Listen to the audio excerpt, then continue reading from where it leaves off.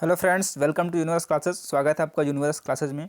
देखिए, UP TET का exam जो है 23 जनवरी को होना सुनिश्चित किया गया है और इसके लिए हम शुरुआत कर रहे हैं हिंदी की मॉडल पेपर की, जिसमें 28 दिसंबर से लेकर के लगभग 20 दिसंबर तक 20 दिसंबर तक या फिर 19 दिसंबर तक हम 20 से 25 मॉडल पेपर देंगे, जो कि होगा 20 से 25 क्वेश्चन का एक सेट।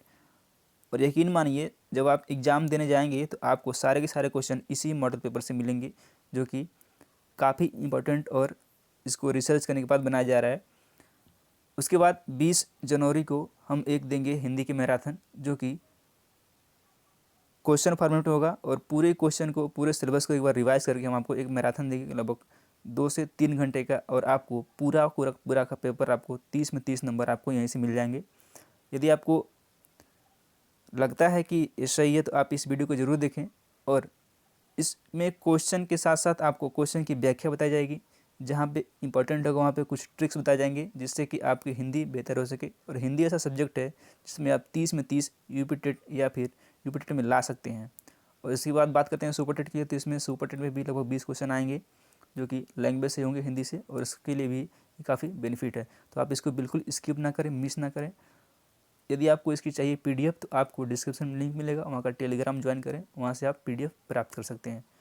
कोई भी सुझाव हो क्वेश्चन को लेकर या फिर किसी और तरह का, तो आप कमेंट बॉक्स में कमेंट जरूर करें। आइए देखते हैं पहला क्वेश्चन क्या है। मनोरथ का संधि विच्छेद होगा मनः प्लस रथ, मन प्लस ओरथ, मनो प्लस रथ, या फिर मन प्लस रथ। इसमें होता है, क्या होता है, मनः प्लस रथ। ये कौन सी संधि है? ये है विसर्ग संधि। संधि इसमें विसर्ग है और इसका जो विच्छेद होता है मनः प्लस रथ, यानी कि मनोरथ। नेक्स्ट क्वेश्चन है, निम्नलिखित में से कौन सा शब्द सूर्य का पर्यायवाची नहीं है? पेपर देते समय नहीं है और हाँ में आप जरूर ध्यान देंगे, क्योंकि इस तरह से जो सिली मिस्टेक होता है 2 से 3 क्वेश्चन का हो जाता है, आप वहाँ से 2-3 क्वेश्चन बचा सकते हैं। दिनकर, ये तो बिल्कुल है। रवि भी है। अंशुमाली, यामिनी, बताना इसमें से कौन सा नहीं है। तो जो यामिनी है वही नहीं है, क्योंकि यामिनी जो है रात्रि का पर्यायवाची है। अब देख लेते हैं और क्या क्या है।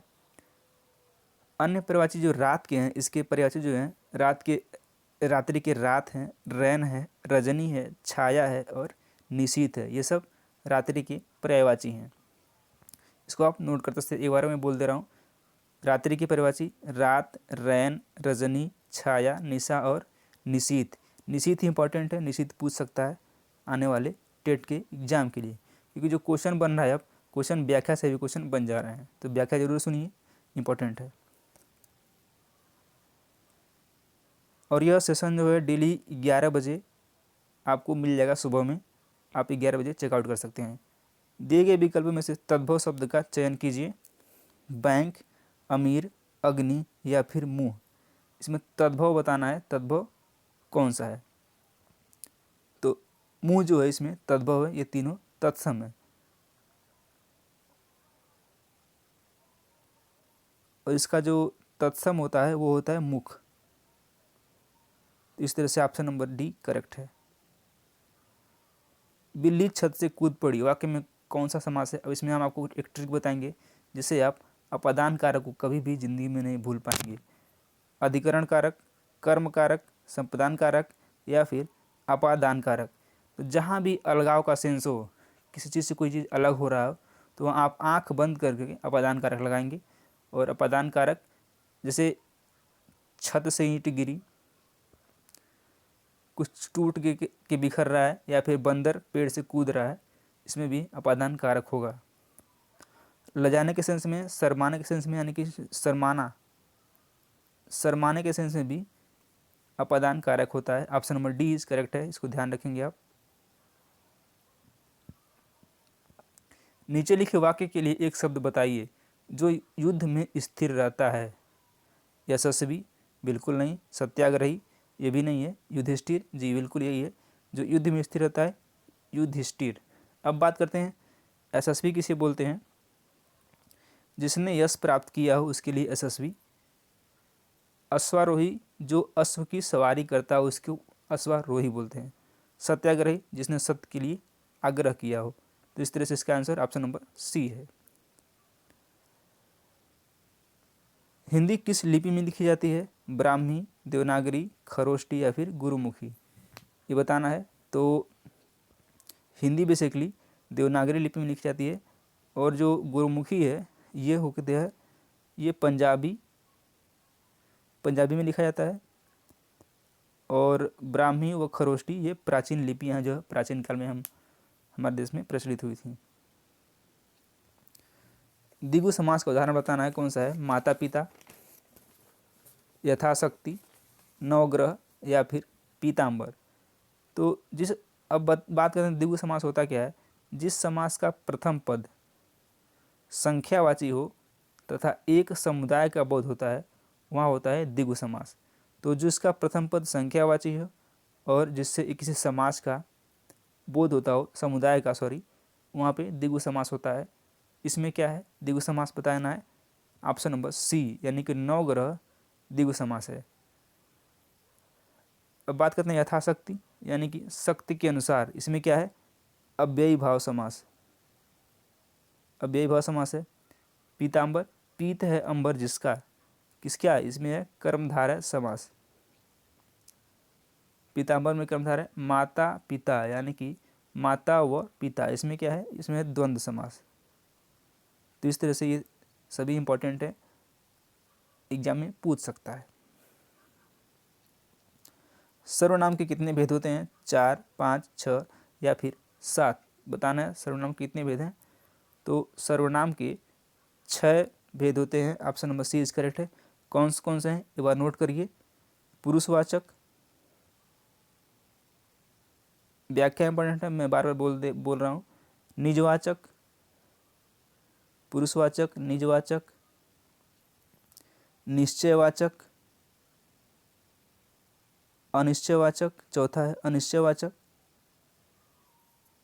पांचवा संबंधवाचक और छठा प्रश्नवाचक। एक बार फिर से, पुरुषवाचक, निजवाचक, निश्चयवाचक, अनिश्चयवाचक, संबंधवाचक और प्रश्नवाचक, 6 तरह के सर्वनाम होते हैं। श्याम धीरे धीरे चलता है, धीरे धीरे शब्द क्या है? क्रिया, क्रिया विशेषण, विशेषण या फिर इनमें से कोई नहीं। तो इसमें क्रिया विशेषण है, इसमें व्याख्या करने ज़्यादा कुछ है नहीं। निम्नलिखित में पुल्लिंग शब्द कौन सा है? नदी, पानी, इलायची या फिर प्यास। इसमें पुल्लिंग बताना है, तो पानी जो है पुल्लिंग है, बाकी सारी की सारी क्या है? स्त्रीलिंग है। पवन का संधि विच्छेद है, प प्लस अवन, प धन वन या फिर पो प्लस वन अन या फिर पौ प्लस अन। तो पवन का संधि विच्छेद क्या हो जाएगा? ये हो जाएगा पो प्लस अन, यानी कि ऑप्शन नंबर सी, ये अयादि स्वर संधि है। कभी कभी संधि पूछ लेगा, अयादि स्वर संधि पवन में है। अयादि स्वर संधि कुछ और एग्जाम्पल है, ने प्लस अन इक्वल टू नयन, न प्लस अक इक्वल टू नायक, श्रव प्लस अन मिलकर हो जाएगा श्रवण। ये इसमें से किसी में से पूछ सकता है, ये एक बार पूछा गया पवन। अगला क्वेश्चन देखते हैं। ये पेडागॉजी से 2-3 क्वेश्चन लिया है मैंने, जो कि एग्जाम में पूछ सकता है। कहानी सुनने से बच्चे पर क्या प्रभाव पड़ता है ये बताना है।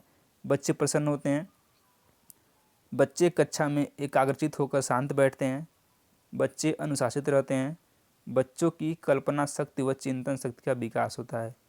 डी इज करेक्ट होगा, क्योंकि जब आप किसी बच्चे को जब आप स्कूल में पढ़ा रहे हैं तो जब कहानी कोई सुनाते हैं तो बच्चा सोचता है कि फिर ऐसे क्या होगा।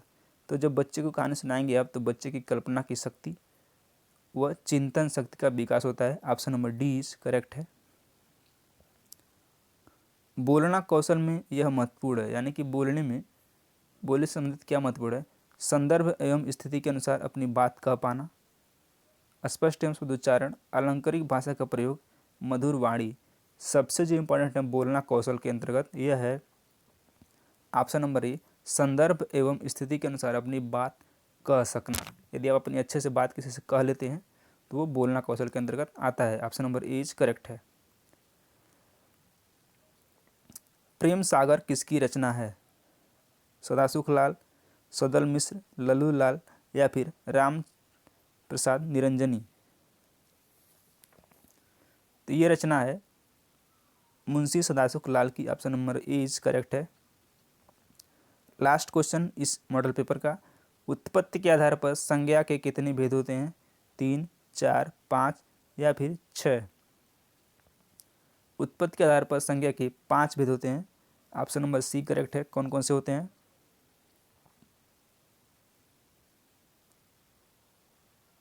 बताना है कौन कौन से होते हैं। पहला है व्यक्तिवाचक संज्ञा, व्यक्तिवाचक। दूसरा है भाववाचक,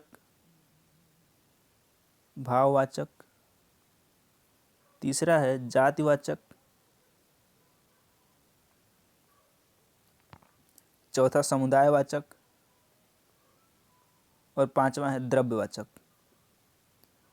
ये उत्पत्ति के आधार पर संज्ञाएं हैं। व्यक्तिवाचक, भाववाचक, जातिवाचक, समुदायवाचक और द्रव्यवाचक, ये उत्पत्ति के आधार पर संज्ञा के 5 भेद होते हैं। इस तरह से ऑप्शन नंबर सी करेक्ट है। तो ये रहा 15 क्वेश्चन का मॉडल प्रैक्टिस सेट, जो कि यूपी टेट के लिए वेरी इंपॉर्टेंट है और यहाँ से डायरेक्ट क्वेश्चन आपको पेपर में देखने को मिलेंगे। हम उम्मीद करते हैं वीडियो पसंद आया। वीडियो पसंद है वीडियो को लाइक करें। चैनल के साथ नहीं जुड़े चैनल के साथ जरूर जुड़ें, ये बिल्कुल फ्री है। और इसकी पीडीएफ के लिए आप डिस्क्रिप्शन में टेलीग्राम पर लिंक मिल जाएगा, वहाँ से आप इसको डाउनलोड कर सकते हैं। वीडियो पूरा देखने के लिए बहुत बहुत धन्यवाद। आपका दिन शुभ हो।